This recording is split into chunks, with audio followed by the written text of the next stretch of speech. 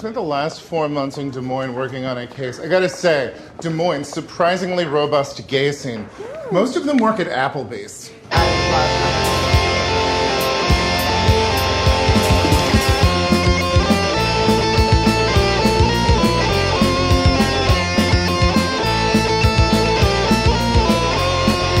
All right. Welcome back to Rock Hard Caucus, everybody. This is Iowa's favorite podcast, and it may not be after this. I want to apologize in advance for what we are about to expose you to, present to you. We're going to be revisiting Steve King, unfortunately, the racist former representative of Iowa's 4th district. Is it still the 4th, or did they renumber that one too? They renumbered it to the 4th, and it's still that, yeah. It's the 4th still. Yeah. Currently represented by Randy Feenstra. Right. And if you did not recognize that voice that just spoke, Gavin Aronsen is back. He's one of the foremost experts on Steve King's history and legislative career. How do you feel about being a Steve King expert? I don't know. It's all right, I guess. Yeah. Well, the reason we're talking about Steve King again, it's too bad that he's still relevant at all. He's not nearly as relevant as he once was, but I came across this tweet from an account called Eyes on the Right, who was bringing to everyone's attention that Steve King recently appeared on a radio show called The Political Cesspool. And actually, if I'm being honest, I saw this on Blue Sky first. That's right, I'm on Blue Sky. I'm one of the social media elite now. They still won't let me in. I tried to sign up, and I haven't gotten my invite yet. They haven't given me a single invite code since I joined. It's really a gated community. They're trying to keep people out as long as possible. So you're on the lower echelon of the elite, but you're got foot in the door. Yeah, the least important person on Blue Sky. But Eyes on the Right. I was not familiar with this account before, but I guess they keep tabs on people like Steve King. And I'm sorry that we missed this, because apparently Steve has been going on this show a few times over the past year, like while we were covering his book. Yeah, last November. So this is one of the places he went to on his book tour, along with what was the one we did cover, VDare? The VDare book club thing, yeah. Yeah, with the pseudonymous white supremacist. So this is even worse than that, I think, by, I mean, I don't know how much, but it's. I think it is worse, yeah. The name alone, cesspool, that's such a vulgar word. Do you know what that means? It's just means shit. It's like sewage. Yeah, it's like a gross puddle. Yeah. Yeah, when I first saw this, I was kind of shocked that Steve went on this, because this is the most explicitly white supremacist media I think he's ever done, which for him is saying something. Yeah, I'm trying to think if he's done anything similar. I get VDare and that panel with Peter Brimelow back in 2012 would have been probably first in mind. But that thing they mentioned, I guess we'll get into it, but that Jared Taylor thing, I didn't even know he did that a year or two ago. Yeah, recent. So the Political Cesspool is a radio show based in Tennessee. They're on the Liberty News radio network, which is from Grand Theft Auto, isn't it? Is it? I think that might be the talk radio station in Grand Theft Auto. But more notably, and I was not able to figure out if this is still the case, but at least for some of its run, it started in 2004, the Political Cesspool has been simulcast on Stormfront Radio. Oh, Jesus, okay. Yeah, Stormfront, the most racist website. That's some straight up neo-Nazi. Yeah, white supremacist forum, Stormfront, was simulcasting the Political Cesspool. It's hosted by a guy named James Edwards, who, you'll be shocked to hear this, they have an article about him on the Southern Poverty Law Center website. No way. Yeah. Let's see. They quote him like directly on the SPLC site. So this is some things James Edwards has said to sort of explain his beliefs. A lot of their motivation is that they hate Christianity. They hate what we call the WASP establishment, and they're using pornography as a subversive tool against us. Can you guess what group of people he might be referring to there as they? I got an idea. Yeah. Jews are by and large dominant in the porn industry.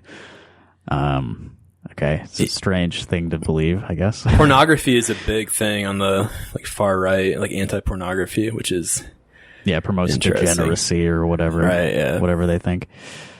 And that was from 2007. Something he said on his radio show. Here's something he said on CNN later in 2007. Whites are in the fight for their lives. America is becoming balkanized. We are being robbed of having a future in the very nation our ancestry carved from the wilderness. Yeah, you can. It's been true for Steve King forever, and we've talked about this on the Steve King book review stuff. Just the words he uses, it becomes very evident quickly if you pay attention to him for. Doesn't really need to be that long even, but like balkanization is a term he uses, and that is a big. I mean, it's not exclusive to like white nationalists and stuff, but they like to use that analogy. Yeah. He clearly listens to people using this vocabulary, even though he frequently denies that he has any associations with, white nationalists and Nazi groups. There was one other one on here I wanted to read. Yeah. This is from a little more recent, 2015 on the political cesspool. He said, I am firmly of the belief that race relations were better during Jim Crow and even better in the antebellum South than they are now. So it's pretty explicit that, race relations were better when we were indisputably superior in the eyes of the law to any other race. And then to give you a little more background, I also looked up the political cesspool's own website. I was going to mention that. You're talking about the photo. Yeah, to see like how they present themselves rather than how the SPLC sort of, picks and chooses, how unfair they are. They prominently display a photo of James Edwards, the host, sitting next to David Duke. I love the caption on that because it just says James Edwards, right, sits on a panel. It doesn't even mention David Duke. He's just like right fucking there. They specify, who's sitting on the right, but who's that next to him? It's unnamed. The only picture they had, I guess. Yeah. He doesn't take photos very often, so he just happened to be next to David Duke when the cameras were out, Too low resolution to crop it. They had to keep the full frame there. So. And David Duke has been a guest on the program as well. Yeah, I saw that. Mm-hmm. And I think I saw somewhere that Willis Carto also appeared on the political cesspool at some point, who I am familiar with from my reading of Todd Blodgett. Yeah, that guy, that makes sense. Not surprising. Yeah, so I'm doing some guilt by association here with Steve. I think that's fair. Yeah, people sometimes travel in circles that he just stumbled into it. It's not because he agrees with everything they say.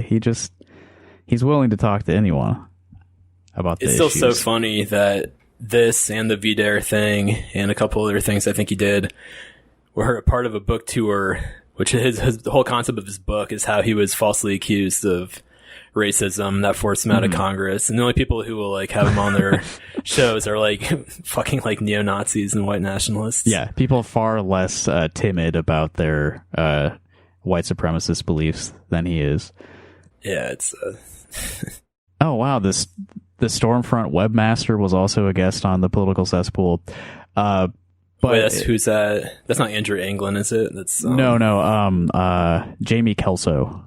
Who am I thinking of? That's Daily Stormer. I'm thinking of probably he was associated. I think that's right. Yeah. All right. Anyway, I thought it might be worth just sort of, because we're going to be playing some audio from the political cesspool. I listened to one episode in full. Gavin listened to about 2.5 of them. I don't know if it warrants necessarily like a trigger warning, but like obviously these are bad guys saying bad things. So be beware if that's going to bother you. But also I wanted to say that Steve King is unfortunately still a relevant person in Iowa Republican politics. They may have ousted him from Congress. Kevin McCarthy is not a fan of his, but he still is invited to like county GOP events and stuff. I'm sure that Republican presidential candidates are going to be like angling for his support. That'll be an interesting thing to keep an eye on for sure.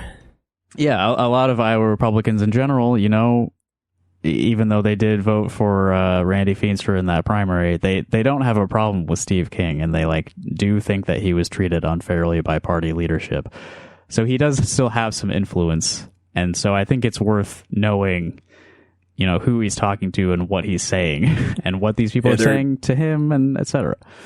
By and large, their chief concern with Steve King was that they didn't want J.D. Scholten to represent them in Congress, and Steve King was shooting himself in the foot. So, yeah.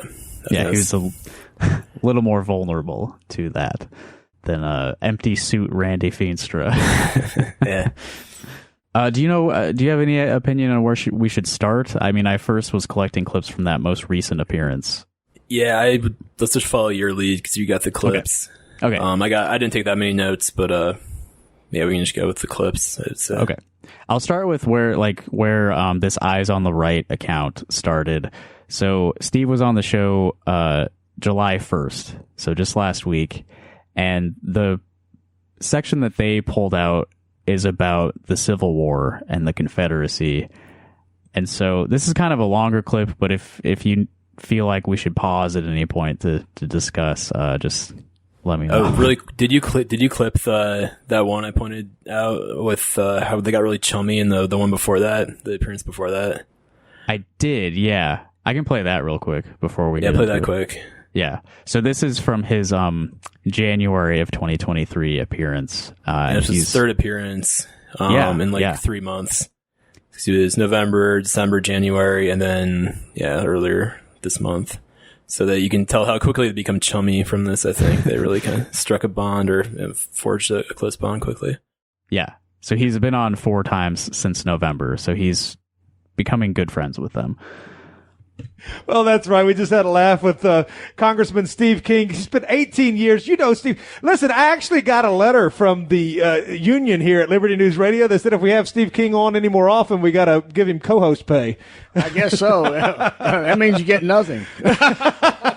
I'm not for sale, you guys. Put me on the record. Damn good thing, because we don't have any money to pay. One of the reasons we get along, I think. All right, so they get along. Yeah. Who's that other guy? I forget. Like that 70-year-old guy or whatever. That's not James, is it? No, I believe that was the guy named Keith. Keith, okay. I think his name is Keith. Keith Alexander is the name that's listed here. I didn't on look him website. up, but he's the old Southern racist. He makes it pretty apparent with some of the things he says. Yeah, as are they all, but he's definitely, and he's got that sort of stereotypical voice too that goes along well with the things he's saying. Yeah. I think some of these guys are less out and proud than James Edwards. They don't have actual photos of themselves on the radio show's website, so they maybe are trying to keep it a little more undercover. Yeah, like that VDARE guy. There's a reason he has 3 different pseudonyms. I would imagine. Yeah. All right. So the Civil War clip is what they were bringing to light at Eyes on the Right, and actually their blog is called Angry White Men. So that's sort of their focus. So this is sort of Iowan Steve King discussing the Confederacy and the Confederate flag with some guys down in Tennessee, and they have actually a lot of things in common in terms of how they feel about that. I want to tell you, your listeners, you have lots of Dixie listeners down there, and I'm a Yankee, and I want to tell you how I think about this. And I think you're a Midwesterner, sir. Describe it. Yeah, you're not a Yankee now. You're not from New England. You're a Midwesterner. I'm a Midwesterner. That's true. And my great-great-grandfather, 5 times great actually, was killed in the Civil War. My great-uncle, his Bible that he carried in his shirt pocket for 3 years during the Civil War is in my possession now. And but here's how I look at this. Before we continue, how do you feel about that distinction between Yankee and Midwesterner? Well, he's just saying he's like a Northerner, right? Yeah. I don't know. I think it says little. They're trying to say, no, you're really not that, like, anti-racist or something. Exactly. They're trying to get out with that. But like, I would not have a problem with that label of a Yankee, as opposed to it. Like, if someone from the South called me a Yankee, I'd be like, yeah, I don't, that's fine. Sure, yeah. I'm not like one of those Yankees, the ones who don't think slavery is good. No, I am that. Right, yeah. That label's okay with me. My family were abolitionists, and just like I am pro-life today, these are just fun. Okay, I gotta pause again. He loves to combine those two concepts. Yeah. On Juneteenth, when he was in the hot sun hoeing, thinking about slavery and getting boarded or whatever. Yeah, the ideas of abolishing slavery and outlawing abortion seem to be the same moral question to him. He likes to conflate those. Frequently, yes. Yeah. Came up many times in his book, and he talks about it a lot. Fundamental principle of the sacredness of human life and individual freedom. And so they went off to war, and my great uncle came back. My great grandfather didn't come back. But in any case, here's what I know. I went to Dixie Republic when the commercial came on, and I'm looking at the Confederate battle flag right now. I'll play that commercial in a second. I had one flying on my desk when I was in Congress. Famously, I remember. and it's out of respect for this Southern pride.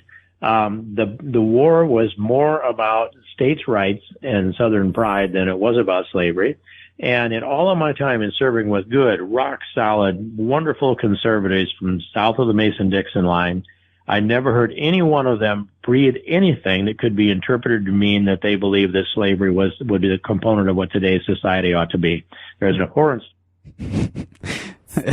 So all the rock-hard Republicans that he worked with in Congress in the 21st century, none of them ever said out loud that they want to bring slavery back. Yeah, and that's evidence enough that they're not racist, I guess. That's relevant. Yeah. Context, apparently.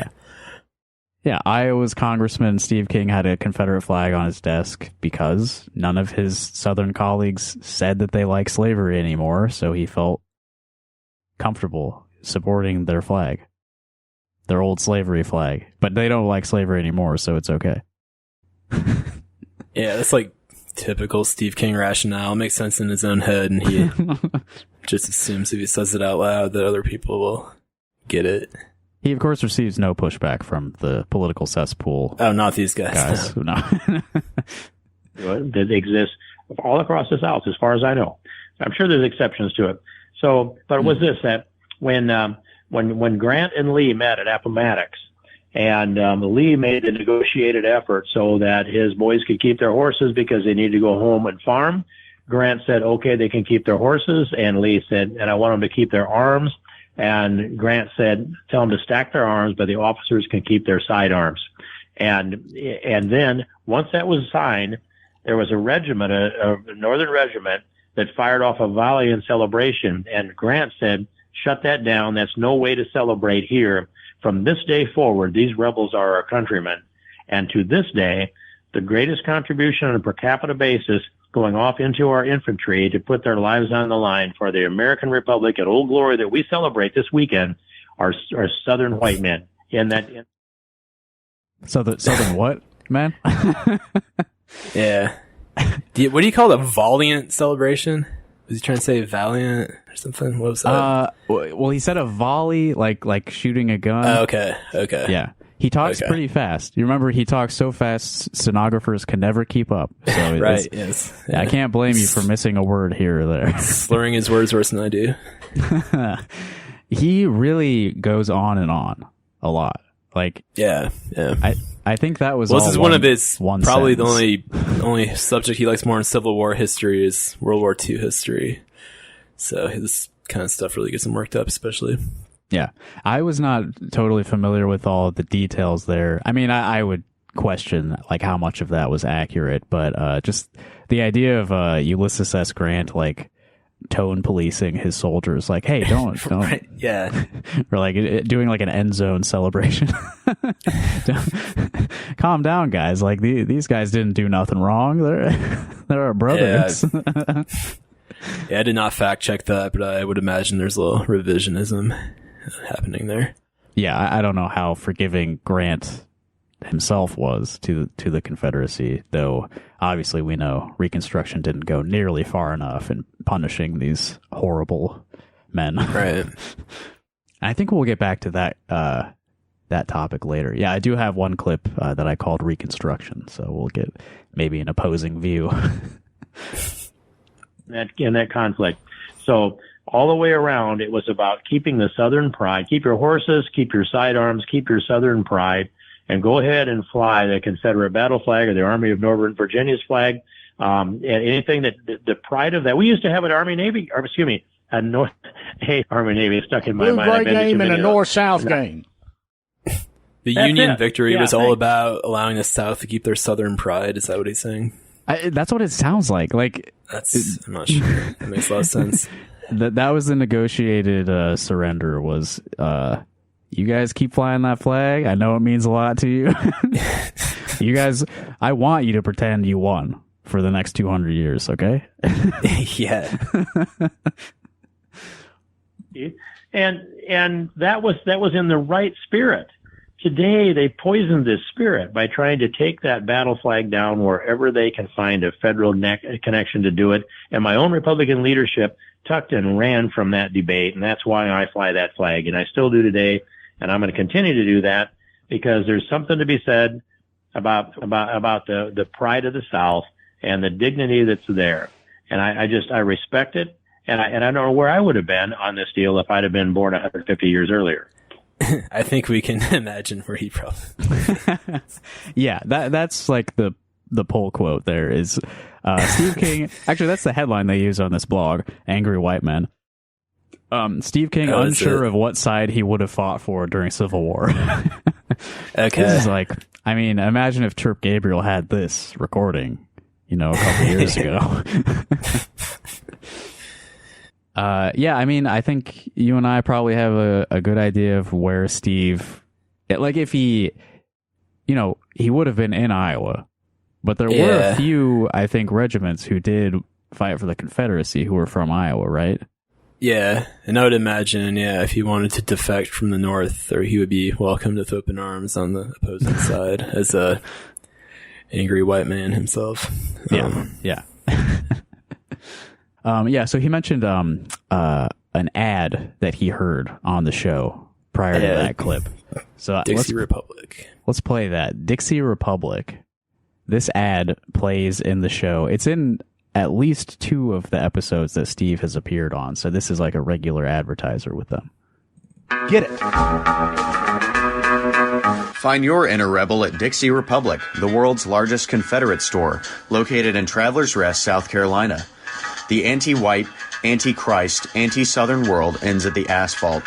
Welcome to God's country. Log on to DixieRepublic.com to view our Southern merchandise, from flags to t-shirts to artwork. At the store, browse through our extensive collection of belt buckles and have a custom-made leather belt handcrafted in our Johnny Rebs Gun and Leather Shop. That's DixieRepublic.com, where you can meet all of your Southern needs. While you're waiting... We probably don't need to hear the rest of that. What are the Southern needs that need to be met by this type of store? That is a good question. I like that banjo twang. Yeah, of course they've got the Dixie. I think that was a Confederate anthem, right? Yeah, probably. I don't know. Yeah, Dixie. Regrettably, a pretty solid melody, like the Dukes of Hazzard car horn. It's got a catchy, sure. But, there's a lot of evil behind that melody. That's the power of music. It's just that Southern pride. It's not. It's misunderstood.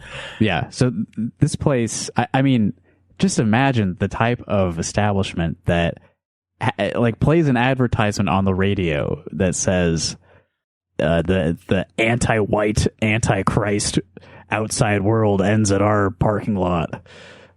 Like, oh God, this is how you advertise to people, is like the pro-white store. Right. Yeah. It's not much nuance there. They just come out right out with it. That's one of the things I found most interesting about listening to this or these episodes was the ads.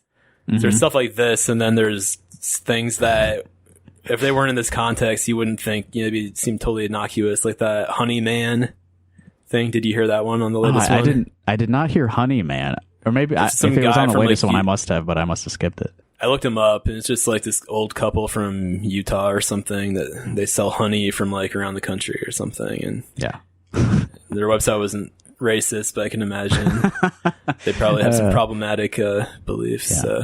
Careful where you source your honey. You don't know what's in their hearts, Gavin. That's true. Yeah. I did think that this ad was an interesting contrast, though. Omaha Steaks is rewriting the book on burgers with an all-new handmade texture for the juiciest home-style burgers you've ever tasted. Shit, someone's gonna get fired for that if they... Do they know that they're on this show? That's a pretty mainstream thing, yeah. Yeah, like, Omaha Steaks is on the White Power Radio Hour. Yeah, it seems like a advertising person is gonna lose their job over that once they find out that... Yeah, we need the campaign that got all those advertisers to leave Tucker Carlson to take a look at that one. We need like a palate cleanser. So I might go back to this a few times, but when Gavin and I, and sometimes Natalie, when we did our series covering Walking Through the Fire, Steve King's book, we were fortunate enough to have the audiobook, thanks to Gavin. And there were a lot of clips from that were kind of fun. Less about being racist or anti-abortion and more like this. This is nuts. So I might go back and play that a few times when we feel like we need to lighten the mood a little bit. This is nuts. That's my favorite. That plays in my mind occasionally. It stuck with me. That stuck in my head for like a few weeks for sure after that series we did. Yeah. Okay, I mentioned Reconstruction, post-Civil War. So let's hear what the political cesspool guys think about what happened back then. After the war between the states, there was a healing to a certain extent. I mean, Reconstruction was horrible in the South. It was a terrible, terrible thing. In what way? Right, why? What was so bad about it, dude? Is the war between the states, is that like a euphemism that these kind of guys use? Yeah, I think so. I've heard that before. Yeah, it's not quite as aggressive as like the War of Northern Aggression, but just calling it anything but anything but the Civil War just seems like you're trying to trick me. Yeah, I would imagine there's a similar intent behind that. Yeah. But he really thinks that Reconstruction was a disaster for the South. And I can't, what really changed in that period, like right after the Civil War, technically slavery was no longer legal, but, in practice, like they kind of got away with everything for quite a while. There's that idea, I guess, like the humiliation of losing the war, which goes back to the like Southern pride idea, I guess, which again obfuscates the fact that it was a war over like trying to be allowed to continue to own people. Right. Yeah. I mean, as much as they deny it quite a bit on this radio show, I mean, it's a pretty common, the Lost Cause movement or however they call that. That's a big thing, is like, it wasn't really about slavery. I'm sure, everyone listening has encountered that idea before. I think I have even more clips about that. I do. Yeah, we'll keep on with the Civil War theme, because obviously for a Southern racist radio show, they're going to talk about the Civil War quite a bit. I forget what you said. Was this from the latest episode, or was this from one of the ones I listened to, because they talked about the Civil War in one of the ones I was listening to also. Other than that one where they were all laughing and being friends, all of these clips have been from the most recent episode. Yeah. Okay, because they had a very similar discussion in the last November's episode, including dropping the Dixie Republic reference. Yeah. They, as I said, this show's been going since 2004. I imagine they come back to this topic, every week. It's the lost cause, you gotta, that propaganda never stops. Yeah, makes sense. I called this clip Secession, so I'm pretty sure it's about the Civil War. You look at secession, it worked in 1776, it is celebrated, didn't work for our ancestors, Keith, in 1861 to 1865, but I am not so sure that it is not going to be an issue. Steve is saying, I don't think we may not make it long enough to even try it again, if things don't. There'll be a secession of spirit, if not de facto, not de jure. I think that people just are not going to follow the dictates of a tyrannical federal government in red state America. If not de jure. These guys are such stereotypes. Yeah, I don't want to ridicule people for their accents too much, but this guy, the stuff he says and the way he says it just goes together so well. Yeah. That's a good clip, though, because it ties the past to the present, and they're, weighing will it be worth it to try seceding again, and why? Do you remember when Steve King was running? Was it 2018 when he had that guy? It was debated who it was, whether it was one of his sons or like a campaign guy, whose name I'm not coming to mind. But on Facebook, they kept posting these like really like out there memes. Oh yeah, and one of them was like this cartoon of like two halves of the United States like boxing or something like that. Yes. And J.D. Schulten made a big deal of that, and this is all this crazy shit Steve King was doing was making national news after, for quite a while during the campaign. Yeah, and that was one media point hit that jobs. He downplayed it as like this ridiculous, concept. And here he is on like a secessionist radio show. Yeah. Sympathizing with the South. Every opportunity. He says, Southern pride rocks. I love you guys. I want you to succeed, whatever you choose, secession or not. Like, I think you guys should go for it. He all but advocates for secession. Like he talks about it as like he doesn't say it's good. He tries to sort of ride the fence a little bit, but he kind of paints it as like the inevitable result of the cultural divisions in America. It was definitely a major theme, like the kind of far right today with like, reminds me of the Steve Deace people. Those freaks are always talking about how like we cannot possibly, like I can't live in a society with you because our views are fundamentally opposed. And yeah. And this is a different kind of secession since we're on that topic. Well, there are people on each coast that say, especially the left coast, that say we need to secede from the Union. And they're not very patriotic, those folks. They don't believe like we do. They reject our founding fathers and the things that made America great. And but I have people on my side of the ideological divide that say, let them go. And I say, what we say is don't let the door hit you in the ass when you leave. California. You all just go. Well, we're going to get into that because we need its resources. Wait, what was he saying when they're talking over him? Yeah, Keith loves to interject with his very funny jokes. Steve was, I think what he said there was, we want to keep California for its resources. Okay, sure. Smart. Yeah, I agree. I don't think it would be good for the rest of the country for California to secede. So there's it definitely would not be. there's something I can agree with Steve on, I guess. I've been playing a lot of these out of order. Let me play for you how this episode began, how they introduced Steve King. This is the one from earlier this month. Right. This is his fourth appearance on the show. Yeah. Special holiday installment. We're welcoming back our good friend and yours, former Congressman Steve King. And let's say hello to him right now. Steve, how are you? And happy 4th of July. Thank you. I'm doing very, very well, and I wish that happy Independence Day to all your listeners. I'm happy to be back, James, and we always have a good attitude about our patriotism and our country, and this is the time to really let it out and let it loose. And, you know, as I just look around the countryside, there's flags everywhere. There's bunting hanging off of the decks wherever I drive. I just came from up near the Canadian border down through Minnesota and here yesterday, and the heart of the heartland is solidly patriotic, and I'm sure that's true from sea to shining sea. What's he doing up near the Canadian border? Good question. Yeah. You trying to escape? Doesn't sound very patriotic. Yeah, I thought you loved the heartland. What are you doing trying to go up in the brain land? I like how he talks about letting loose, about independence. It's time to let loose.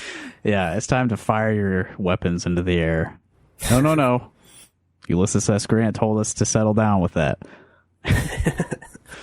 Let's shift gears a little bit. Here's something about gender. Well, this is a terrible ideological, philosophical, and a good versus evil religious divide. When you look at teenagers deciding whether they want to be boys that want to be emasculated and have breast implants, or women who want to have their girls, not women, but girls that want to have their breasts removed, and they decide they're going to be a man. I just thought of this as comparison, is that for about ever since we went into Iraq, we started to pay attention to Islam. And okay. I feel like we shouldn't let that just slide past. So the current cultural reaction against transgender minors, which Steve is participating here, this has some connection to Iraq and Islam.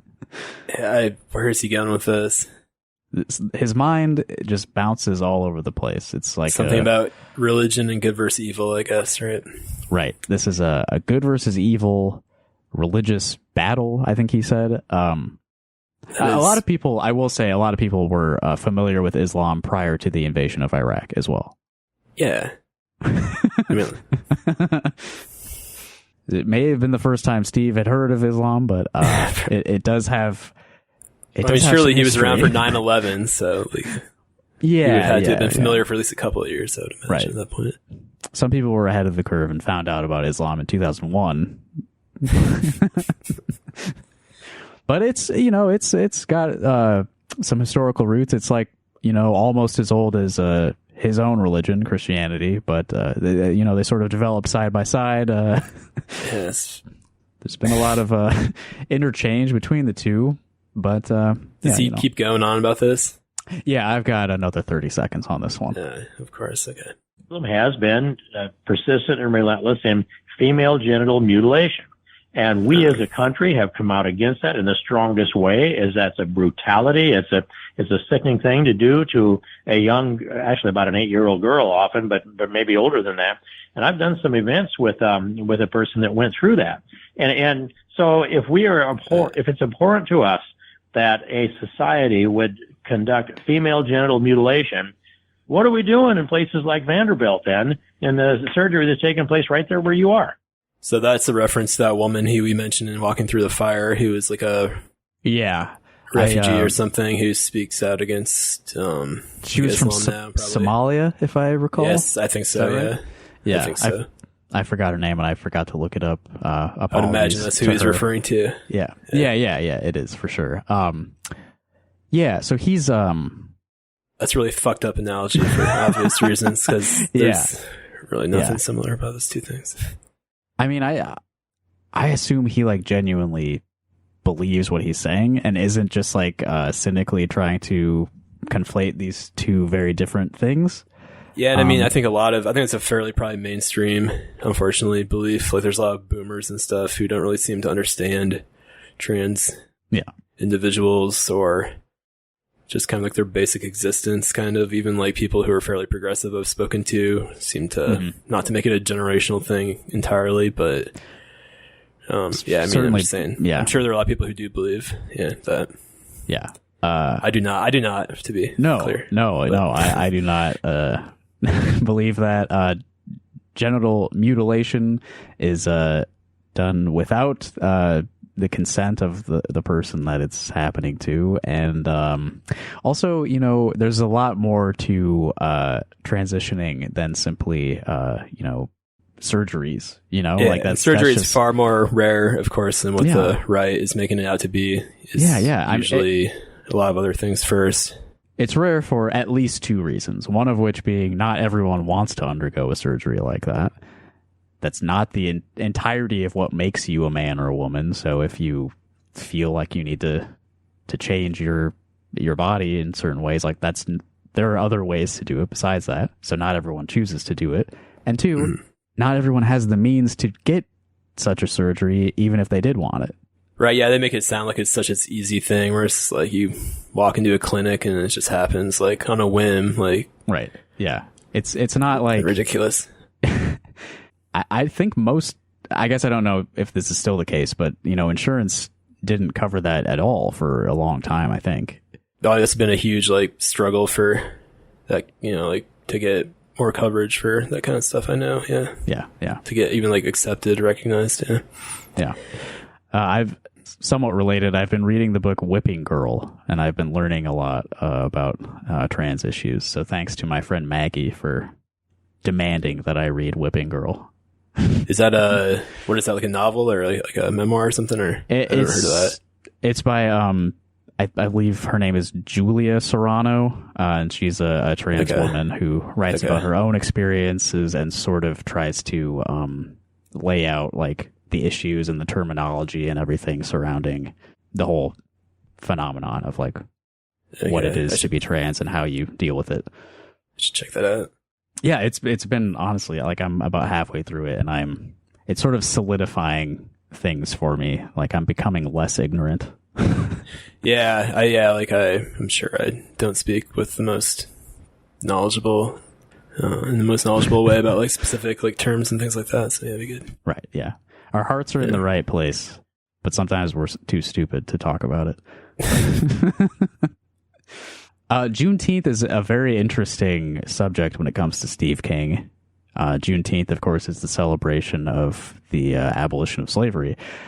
And I don't know if we've ever found a definitive answer for why this happened, but continue. Oh, yeah. He supported I think he introduced a bill when he's in the States. I believe so, yeah. Right? Yeah, to have Juneteenth be a state recognized holiday, which is interesting.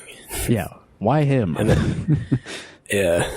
That reminds me, I was looking at other hosts on the, was it Liberty News radio network or whatever? Yeah.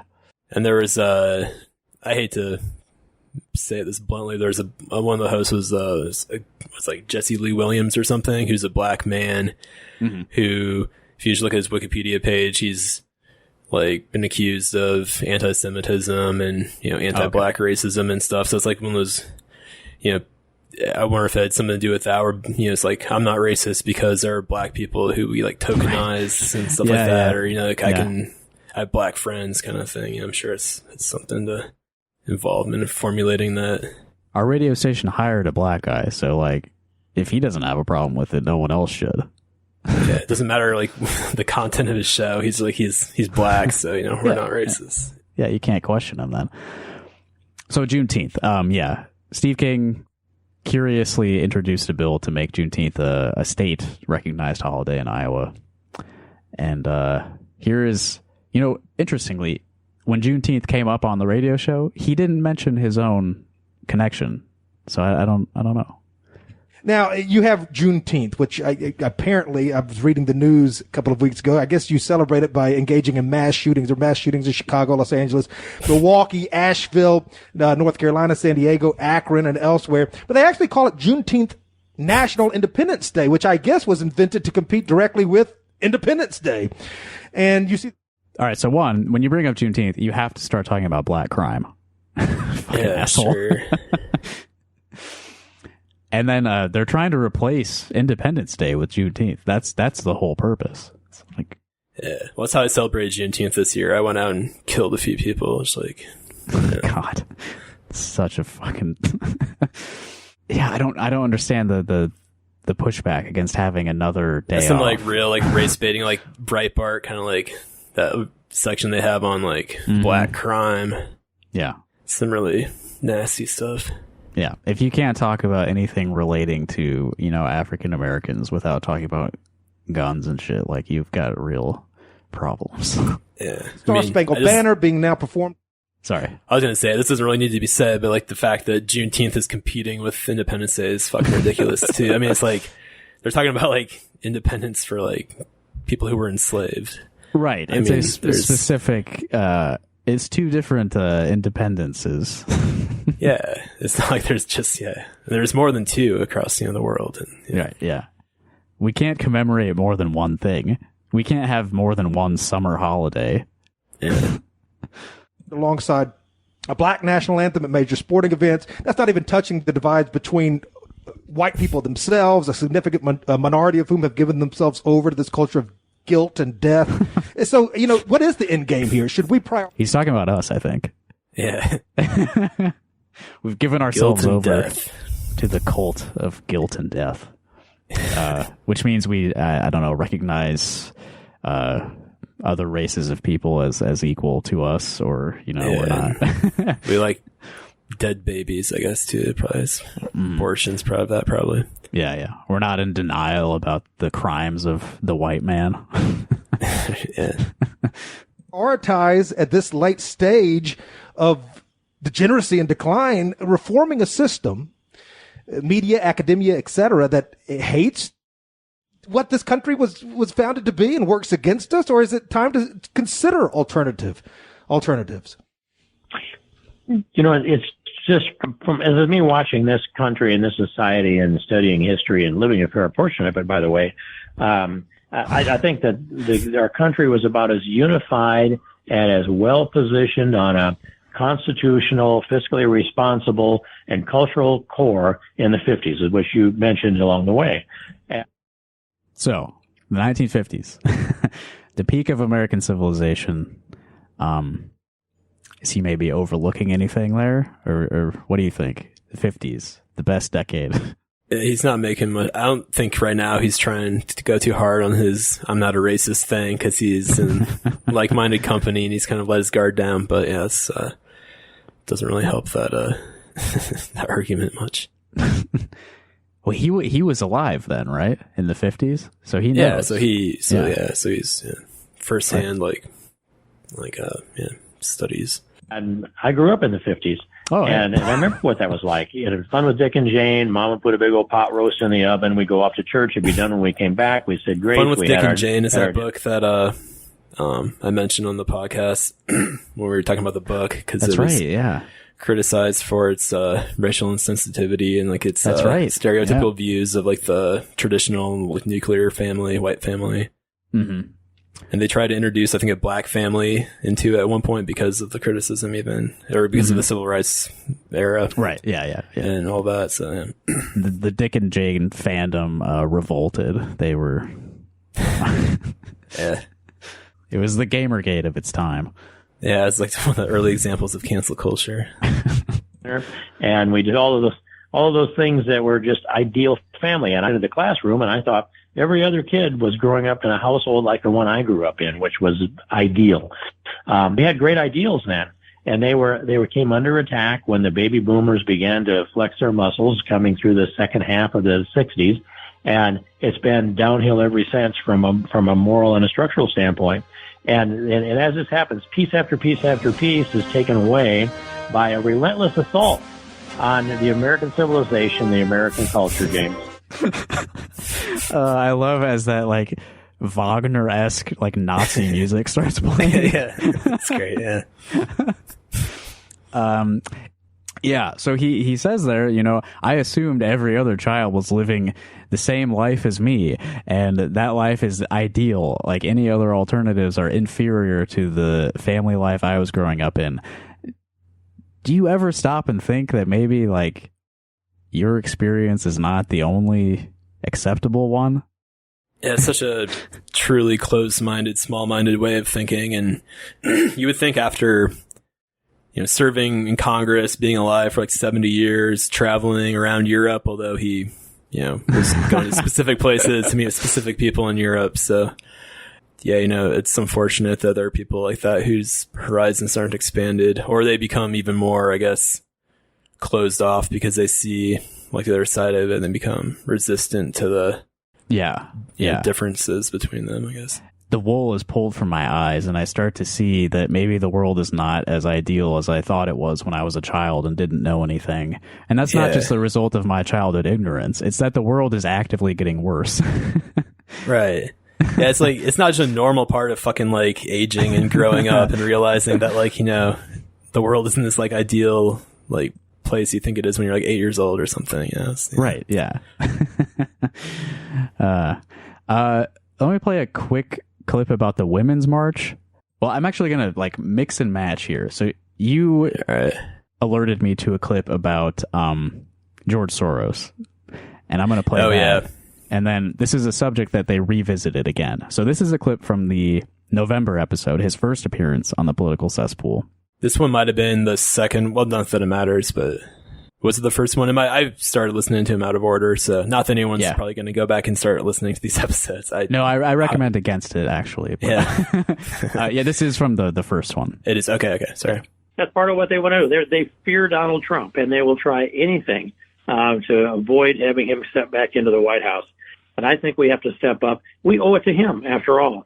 I mean, here's something that happened that I think people don't know about, is that when he was elected in 2016, I believe the date was November 8th, but in any case, the following Sunday, the Occidental Mandarin Hotel in Washington, D.C. had been reserved by the high-powered Democrats.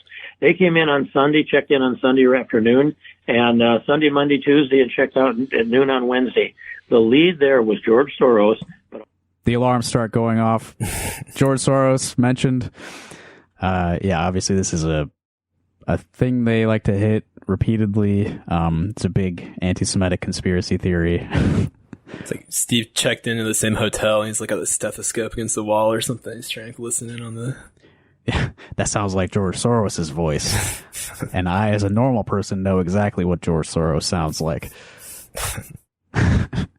All the top people were there. They had planned to calculate how they were going to exploit Hillary's presidency. Of course, they had to change their plan, and they plotted the resistance movement. They decided Donald Trump would not be allowed to govern this country, that they would tie him up every possible way. And I believe out of there, and this part I don't know for a fact, I believe out of there came the plan to impeach him, because we heard right away on the floor of Congress in lame duck, we're going to impeach Donald Trump before he was ever even inaugurated into office.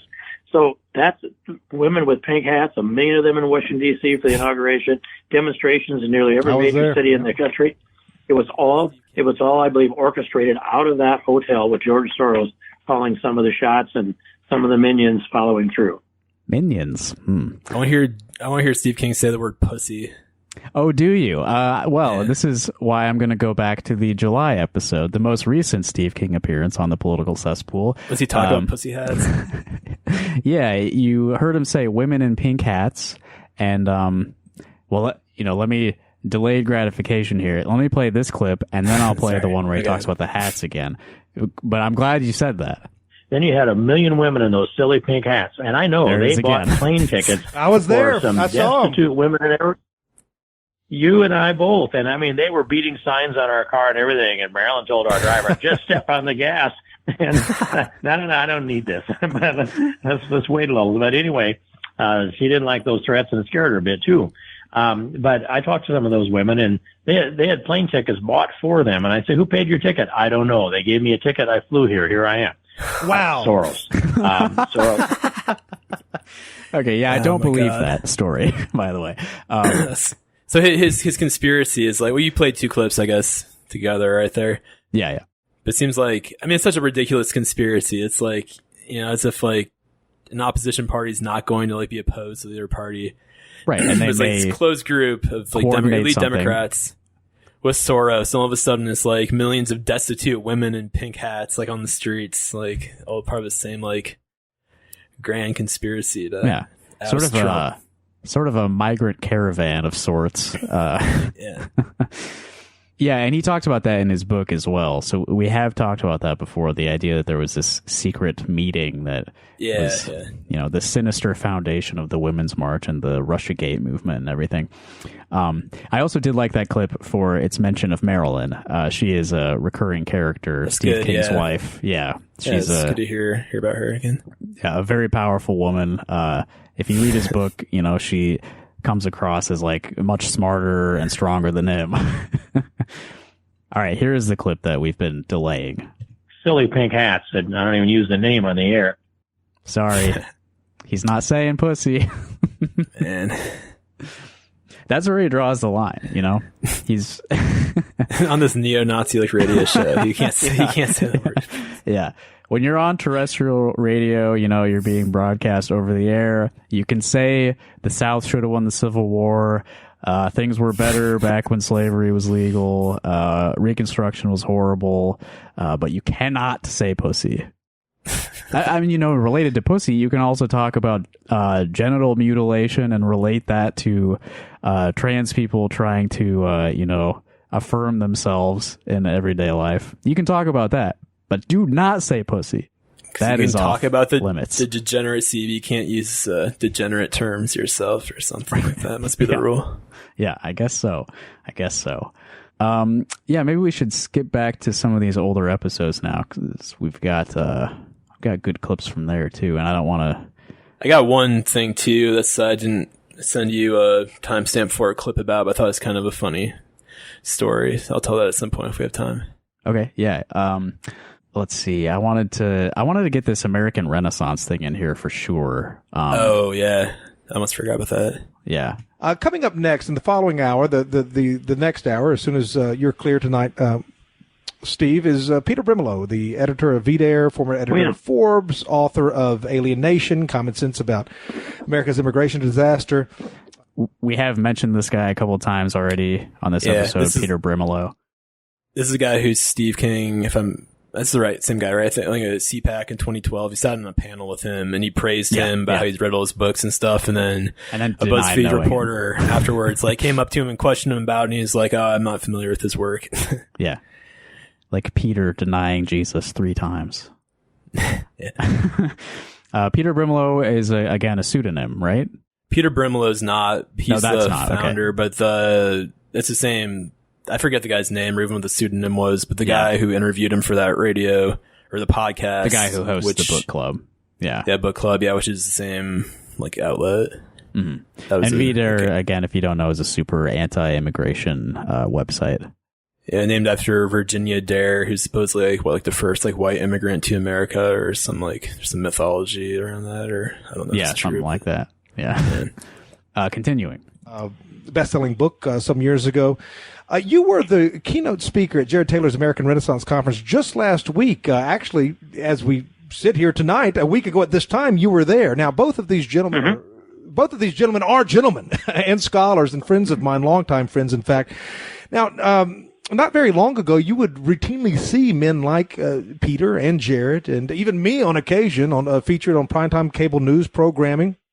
But now, of course, the media has libeled and slandered people like that and like us as white supremacists and so on. And so that's that, and that's fine. I expect that out of our wholly dishonest and criminally corrupt media.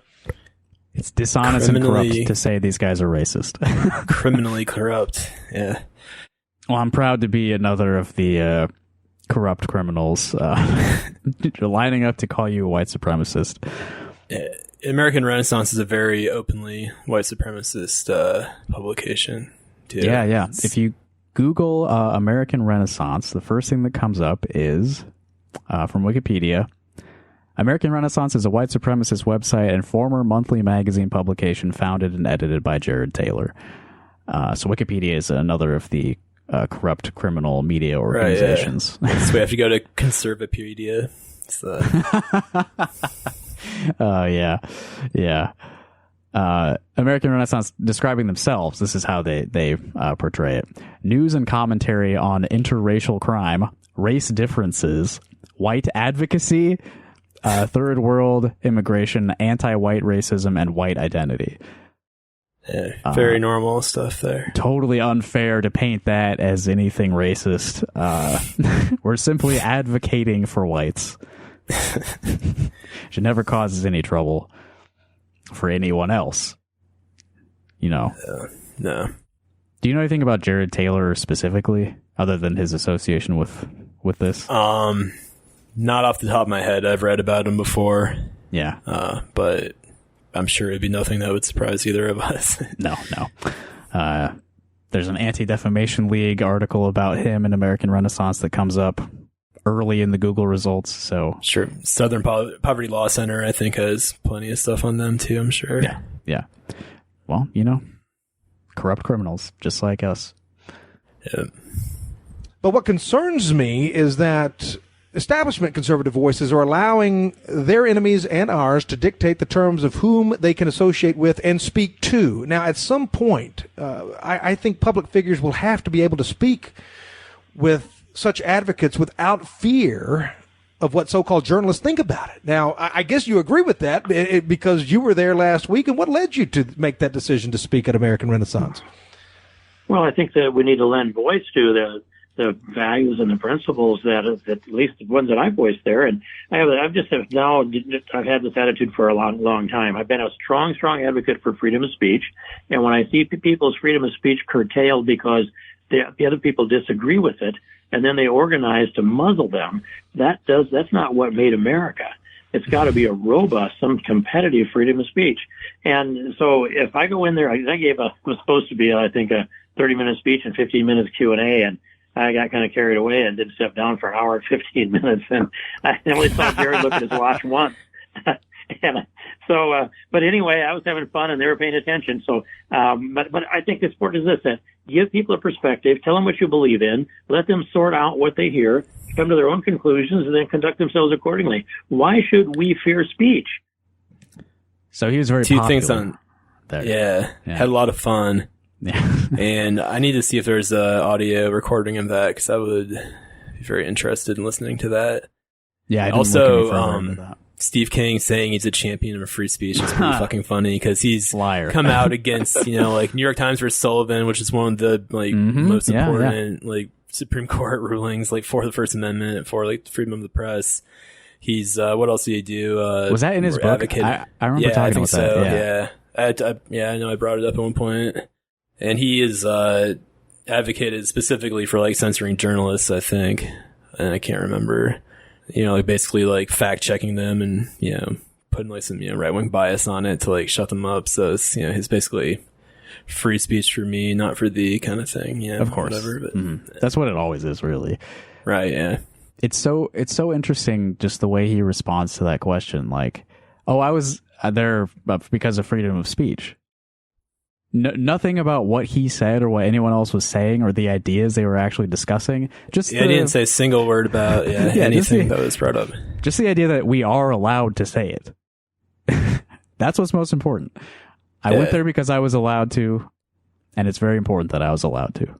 And that's obviously a mess to tell too. It's he knows what the reaction is going to be, so he immediately goes in his mind to the defense. Right? Yeah, it's legal.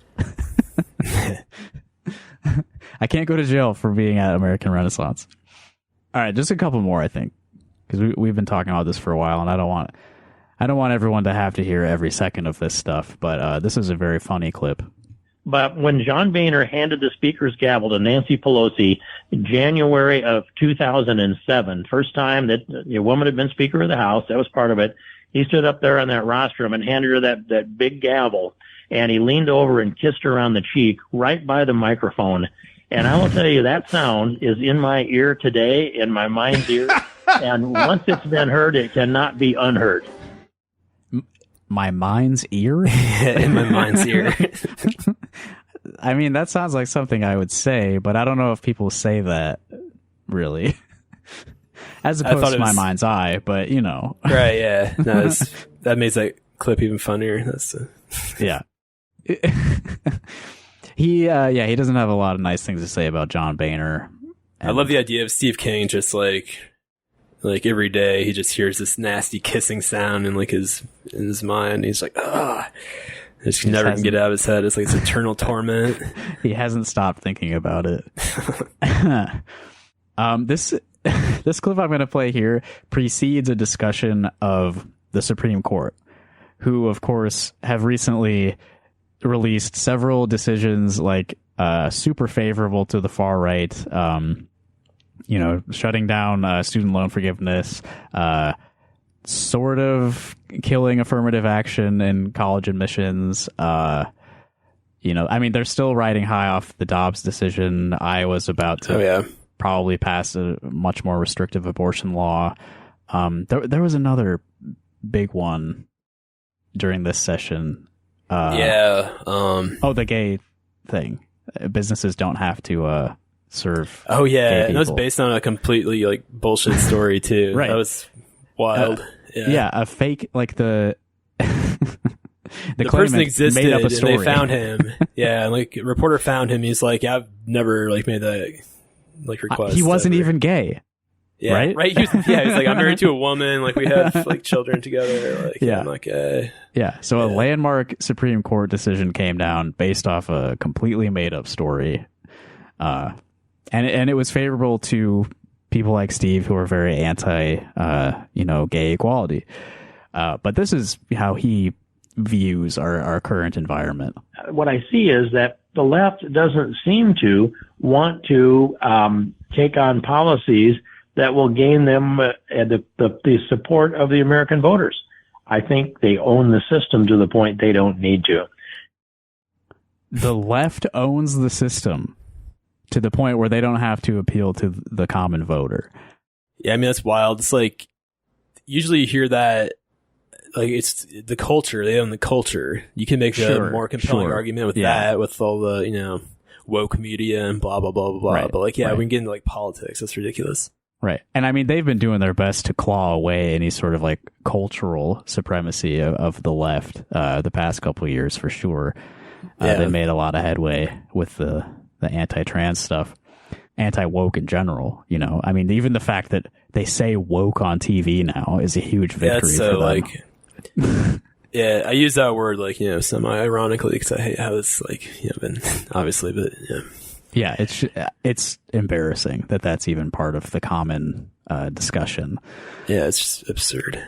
Anyway, yeah, the left owns the system. After, I mean, what fucking victories has the left seen? Yeah, even if you go back like several years, I mean, like it's just this very like old man mindset, like old like white conservative racist man. Mindset, where like he thinks of stuff like gay marriage is still like, I'm sure, like bothering him to this day, and then things like that where, I mean, we are maybe in kind of a strange period in the United States, although what period hasn't been. But where Republicans are making this huge push where Trump was elected and they totally abandoned their like post-Obama Romney strategy to try to be more inclusive, and instead they went like hard right. Yeah. And so they've had to do this like really accelerationist, like minority rule kind of thing. So maybe it's a bit of an anomaly. I don't know. I'm kind of stretching there for Steve a little bit, but there is a bit of projection maybe on Steve's part there. But honestly, I think he's like stupid and delusional enough that he actually believes what he's saying. I don't think Steve lies very often in terms of expressing himself. Yeah, and I think we talked about that during the book review stuff, right? Because I think I was definitely thinking like before I listened to that audio book. Well, I mean, like when I first started writing about Steve King, it's always hard to tell if some of these, a lot of these people, if they're true believers, they're kind of like grifters, just doing it for their own self-interest, or if they're kind of somewhere in between. But I do think Steve King's just a small-minded, true believer kind of guy. Yeah. Definitely. Okay. I'm skipping a few of these clips here. I'll just give you a quick rundown of like what I named the clips so everyone knows what they're missing. Soros, Secretary of State, The Honorable Cause, Ketanji Forrest. Now that's an interesting one. I'm not going to skip that one. I'm going to play it. This is the most recently appointed Supreme Court justice. They have, she's a black woman, so of course, these white Southern men, what do you think they think of her? We could have certainly used Scalia to have survived a little bit longer. I'll tell you, if the Democrats ever get control again, if they ever get absolute power again, you're going to see they're going to stack the court with about 50 Ketanji Brown Jacksons, and that's going to be all she wrote. And you'll be begging. Folks will be begging. The Ketanji Forest recreated over here in America. Yeah. Okay, what the fuck does that mean? Is that actually the name of a forest? Either way, it's extremely weird. Extremely weird. I Googled it. I Googled Ketanji Forest. As far as I can tell, it's not a real place. So he's just saying, like, this black woman who's on the Supreme Court, she's going to make it the African jungle over here or something? Is that what he said? That's such casual racism. It's like the way they're just like laughing about that. Yeah. Jesus Christ. Yeah, so I had to get that one in there because it's just so. The next time Dems get egregious, absolute power like they've had, right. So often. Yeah. There was something about Christopher Harris, who is, I guess, a friend of Steve's. He is a black man who runs some organization called Unhyphenated American. So, interesting, considering how much Steve King likes to abuse hyphens. Right, yeah, but as someone who is opposed to the label of African American, that we're all Americans. I'm blind to things like that. Any further categorization? A clip about Europe where Steve talks about immigrants to Europe. Another Confederate flag clip, and then something about what? Everywhere in our society, you have to look at the quota of your hires. And and even in the commercials, there's an hour rule that half the commercials have to have a black in them. Well, so if you're going to sell chopsticks to the Chinese, do you need to have an African American on the commercial? This was from the December 2022 appearance. Yeah. Word choice there. You have to have a black in them. A black. Yeah. Using black as a noun like that is, kind of iffy. Like, you come across a little hard there. Yeah, then following it right up with like a stereotype about like Chinese people. Right. Actually, is that even true? That there's like any sort of regulation about commercials that they have to have some racial diversity quota? No, it seems absurd, but I didn't never look it heard up. that before. There's no fucking way that's true. Yeah, I mean, there may be like internal sort of guidelines for the networks. Corporations like do that because it's smart, like advertising, because they're trying to sell to people who are not just like fucking white people like Steve King. Like they want it's like good for black business. People exist, and they may want to purchase products. Yeah. If you're not the DixieRepublic.com, you're probably wanting to broaden your audience for your. Not all businesses are whites only anymore. That's an interesting one because the discussion of affirmative action, and then just a few months later, that was pretty much destroyed. Right? Yeah. Got that one. Yeah. All right, and now this is the last one I wanted to play. I wanted to make sure we ended on this one. This is how they ended the most recent Steve King appearance on the political cesspool. These guys are radio professionals. They've been doing this for like 20 years. Happy 4th of July. Thanks for coming back on with us tonight, and we will talk to you again real soon. I hope we'll keep fighting the good faith. Good fight. Excuse me. With the faith of our fathers. God bless the USA and Southern pride. Was that Steve, last one there? Yeah. Okay, Jesus Christ. God bless Southern pride. You live in Iowa. We are not a Southern state. Not yet. He really just, let it loose. Let loose there for the... all that stumbling over each other and just like fucking up all these like common phrases. Like, these guys aren't even good at radio. Yeah, it's just like a cartoon. They're just all like rolling around like a ball. On top of all their other crimes, they can't even handle ending a radio show. Unlike us, we're about to do the same. So are you prepared to take it in for a landing? Keep fighting the good faith, Gavin. Yeah, I should do a shout out to Northern Pride or something to balance things down. I don't know. Yeah, so, here the Yankees are signing off. just reiterating that Reconstruction did not go far enough. If you want further discussions of Steve King and the way he expresses himself and the things he believes, Gavin and I did a pretty extensive series reviewing Steve's book, Walking Through the Fire, a few months ago at patreon.com/rockhardcaucus.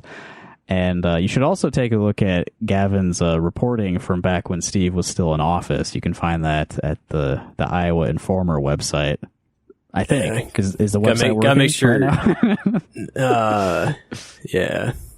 Well, sort of. The homepage is blank again. I need to flip the server switch. And my website's so fucked up, but I'll update it right now.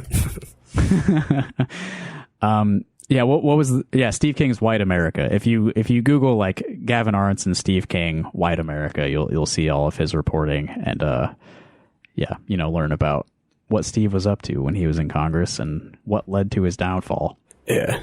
I think it was more extensive than anyone else's coverage, but I'm thankful I'm no longer writing about him. Yeah, Gavin was on the Steve King beat back then. Anything else that listeners should know about before we go? I would not recommend actually listening to any of these political cesspool episodes, but really quick, no. The December episode did have a funny story about Steve King going to the Lincoln Memorial with Michelle Bachmann with wire cutters. And when Obama had, fenced it off because of the government shutdown, and he's comparing that to January 6th. So it's, oh, wow. Great story. I didn't know that about, I didn't know that was something that he and Michelle Bachmann did. Apparently they didn't have to use the wire cutters because they saw a gap in the fence or the, barriers, and they just opened it up, and then all these tourists flooded onto it, and, he was saying, that's all the J6 people were doing too, which I guess there's a little bit of truth to that probably. It's just, but then he was saying, well, yeah. Yeah, Steve should be in prison for what he did that day. Yeah. Domestic terrorist. Yeah. Whatever. All right, everyone. Thanks for listening, and keep up your Northern pride. The right side won that war, and we should continue on in that tradition and abolish slavery and all of its descendant, everything that came out of slavery or as a result of the abolition of slavery, in order to keep these divisions going and the racial hierarchy. Abolish all of that. It's not done. The project is not complete, and it should be. So keep it up. I agree. John Brown's body lies a mouldering in the grave. John Brown's body lies a mouldering in the grave. John Brown's body lies a mouldering in the grave. His soul goes marching on. Glory, glory, hallelujah. Glory, glory, hallelujah. Glory, glory, hallelujah. His soul goes marching on. The stars above in heaven now are looking kindly down. The stars above in heaven now are looking kindly down. The stars above in heaven now are looking kindly down on the grave of old John Brown. Glory, glory, hallelujah. Glory, glory, hallelujah. Glory, glory, hallelujah. His soul goes marching on. America's working folk are all remembering of the spot. America's working folk are all remembering of the spot. America's working folk are all remembering of the spot. It's the grave of old John Brown. Glory, glory, hallelujah. glory, hallelujah. Glory, glory, hallelujah. His soul goes marching on.